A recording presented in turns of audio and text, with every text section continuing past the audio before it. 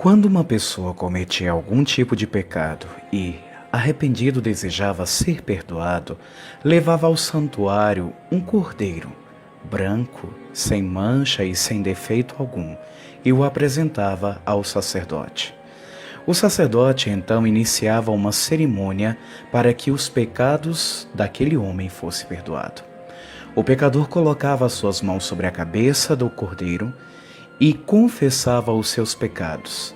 Assim, simbolicamente, os seus pecados eram transferidos para o cordeiro, que deveria ser sacrificado em lugar do pecador. Desta forma, o pecador era considerado justo e o cordeiro morria em seu lugar.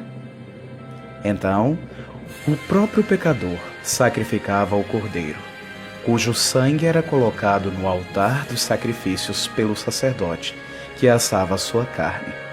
Assim, através deste sacrifício, o pecador tinha seus pecados perdoados e ele poderia voltar para casa tranquilo, perdoado por Deus.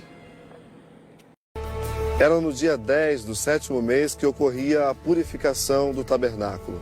Esse era um dia solene e de profunda reflexão para os israelitas. Era o único dia do ano em que se permitia acesso ao lugar santíssimo. E quem entrava lá era o sumo sacerdote. Através de um complexo de sacrifícios e ritos de manipulação do sangue, o sumo sacerdote realizava a expiação do santuário.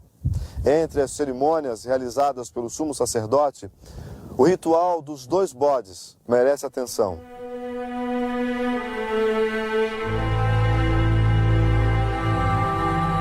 Tomava-se 2 bodes sem defeito, e mediante sortes, um seria para representar o Senhor e o outro para Azazel.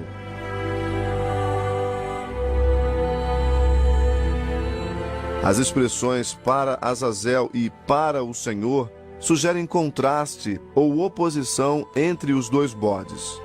O bode para o Senhor, tipificando a Cristo, era sacrificado e o seu sangue utilizado nos ritos de purificação do santuário.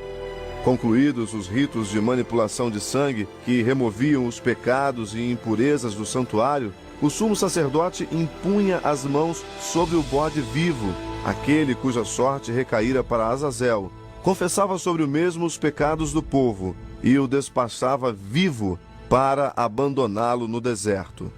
O bode para Azazel, um tipo de Satanás, cabe ressaltar, não era sacrificado e, portanto, efetuava uma expiação não sacrificial, não substitutiva.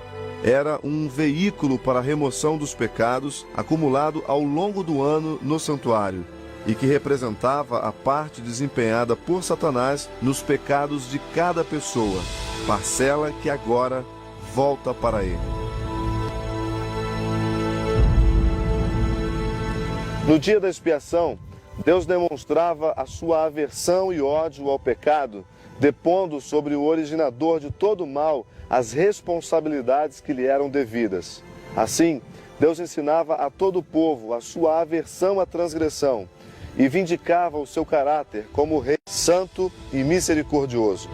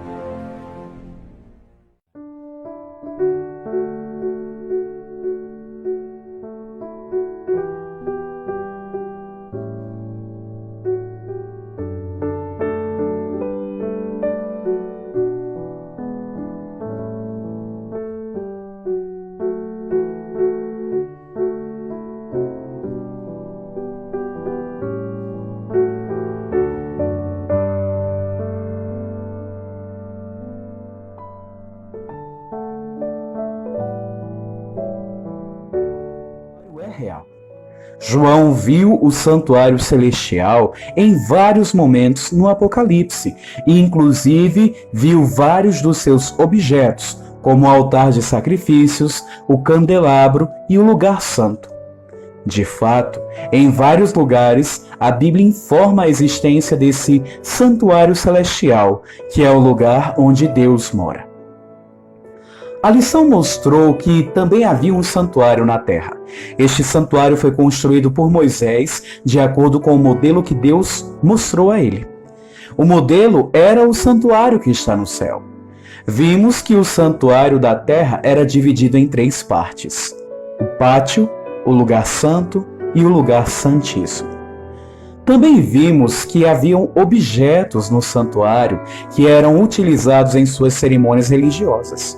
Os objetos eram o altar de sacrifícios, a pia de bronze, a mesa com 12 pães, o candelabro de 7 braços, o altar de incenso e a arca da aliança, que guardava os 10 mandamentos e era coberta por uma tampa de ouro chamada propiciatório. Ao estudarmos esse tema, vimos que as pessoas que trabalhavam no santuário eram chamadas de sacerdotes, e o chefe deles era o sumo sacerdote. Eles realizavam cerimônias religiosas todos os dias, que eram os sacrifícios de cordeiros e as orações de intercessão pelo povo.